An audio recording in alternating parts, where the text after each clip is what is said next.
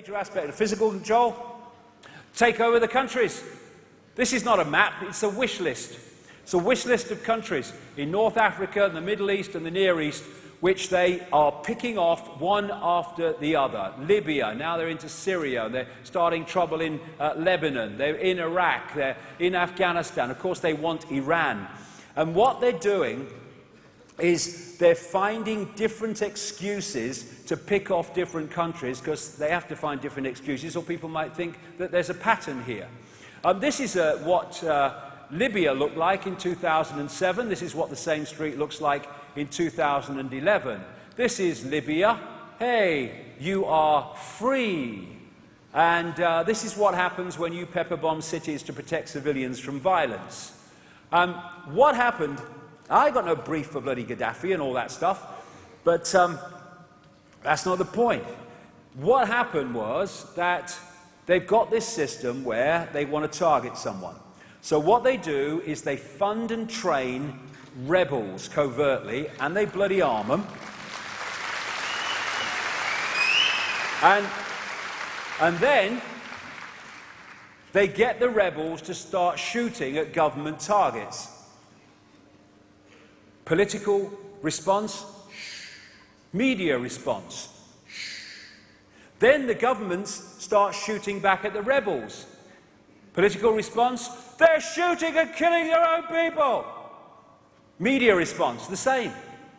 Oh, we've got to send people in, humanitarian, and in come the de facto bloody world army, NATO, dropping bombs everywhere. And now they're doing the same in bloody Syria. It's not a Syrian civil war, it's a mercenary bloody war. That's what that is. You know, NATO bloody weapons here in the boxes for them. And this neocon organization, the Project for the New American Century, it was behind the Bush administration. And in September 2000, before the Bush administration came in, it produced a document which called for the incoming Bush administration and America to fight, quote, multiple theaters of war in places like Libya and Syria and all these countries. But it said in the document, in September 2000, but this process of transformation, this takeover of country after country, was likely to be a long one, absent some catastrophic and catalyzing event like a new Pearl Harbor. 1 year to the month after that document was published, 9 months after the same people came to power in the Bush administration, the United States had what Bush called our Pearl Harbor, and as a result, they justified the targeting of all the countries that were in that document. This is a man called General Wesley Clark, and he said this in a television interview. This is not God's gift of peace either. He led the NATO attacks in the former Yugoslavia. But he said in a television interview in 2007 that immediately after 9/11, he was told that a coup was being plotted by Dick Cheney, Vice President then, Don Rumsfeld, Defense Secretary, Paul Wolfowitz, Defense Secretary Deputy, and what he called a half a dozen other collaborators from the Project for the New American Century that included an invasion of Iraq. 6 weeks later, he said, he was back with the guy, and he saw the same officer, and he said, why haven't we attacked Iraq? Are we still going to attack Iraq? And this officer said to him, this is again, after 9/11, 6 weeks, sir, it's worse than that. The officer pulled up a piece of paper off his desk and said, I just got this memo from the Secretary of Defense's office. It says we're going to attack and destroy the governments in 7 countries in 5 years. We're going to start with Iraq, and then we're going to move to Syria, Lebanon, Libya, Somalia, Sudan, and Iran. And Clark said the aim of the plot was they wanted us to destabilize the Middle East, turn it upside down, and make it under our control. And that is the agenda that's been followed, and all these excuses to pick off country over country are just that, bloody excuses. And of course, one of the things they want is to get to the China and Russian border. They want a third world war with China and Russia. It's been in their documents for ages. And so what we're seeing are these people going through the Middle East using different excuses to pick off their target countries. You know, oh, America stands for freedom. We want to protect Brazilians. We only care about peace. Ah, only kidding, only kidding. She's Hillary speaking. No, I just love it. Oh, yes, I love it. Syria next, kill them. Oh, I love it. There you are, that's bloody NATO. There you go, I like that. So we look at Iran.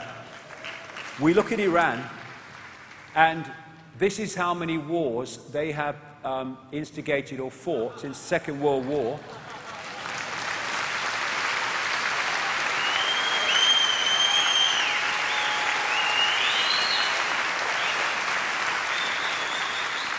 Actually, that's how many they've instigated for about 200 bloody years. This is how many the USA has fought, with Britain in tag most of the bloody time since the Second World War. These are American bases around Iran. Who's threatening who, one wonders?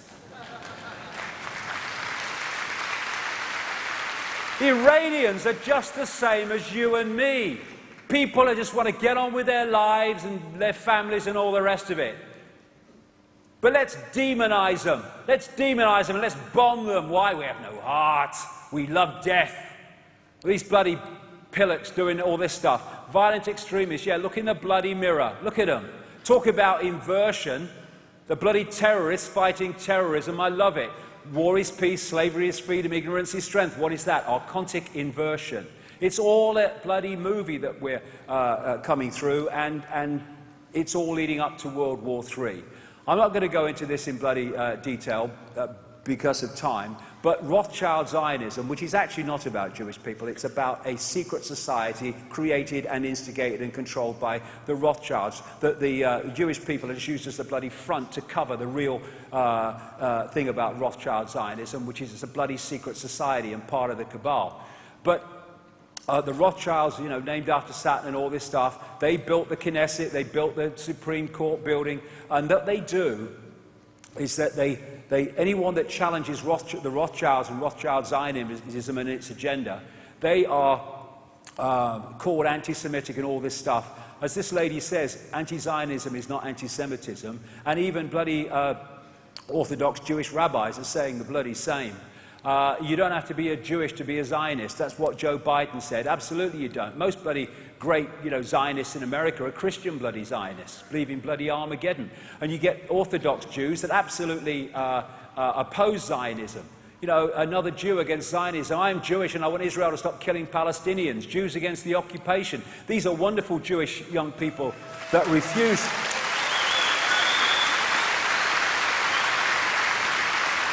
These are wonderful Jewish young people that refuse to serve in the military and do this to Palestinian bloody kids. That's what we need. How many people know that this is going on between Jewish people and Ahmadinejad? Hey? How many people know this is going on? This is the dynamic between a country of 300 plus million and one of less than 8 million. Why? Because the Rothschilds are the controllers of Israel and they're controllers of the USA, and they're different hands on the same bloody body. And it's all this money that's handed by America to Israel. It ain't going to the rank and file Israelis. This is 400,000 people on the streets of Israel last year because of their economic situation. 2 people at least have set fire to themselves in bloody protest. And what we bloody need so much is for the people of Israel who are being suppressed by their bloody hierarchy come together in common cause with Palestinians and Americans and British and Australians and Africans who are being suppressed by their hierarchy.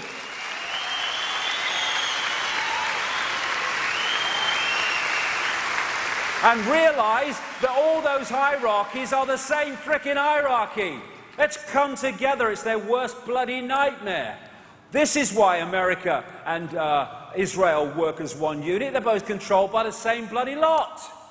This is why he won't say a word, or any other president, when this mayhem and slaughter is going on. What's happening in Palestine is frickin' genocide. No other word for it.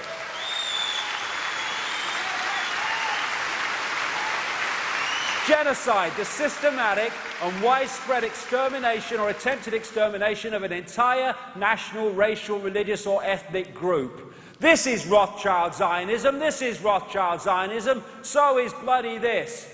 All the time, Palestinian homes, often for generations, bulldozed to make way for these bloody fanatics and these bloody crazies in the military and government.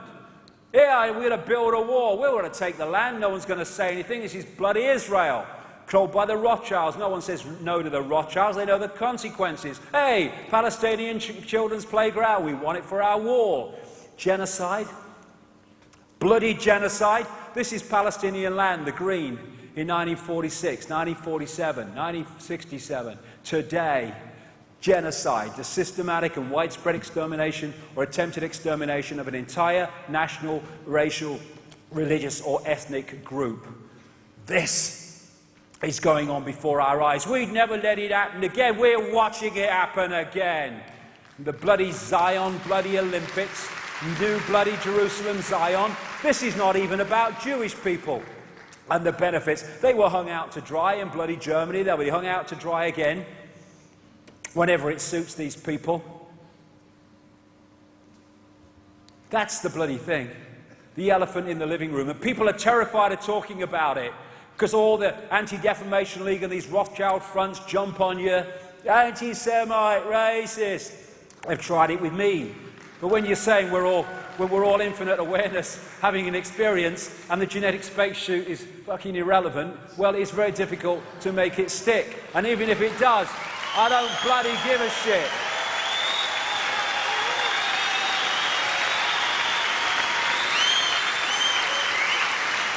So, we have this, and we have this, and yet we must be scared of Iran. Personally, I think it's more likely we should be scared of America and Britain, myself.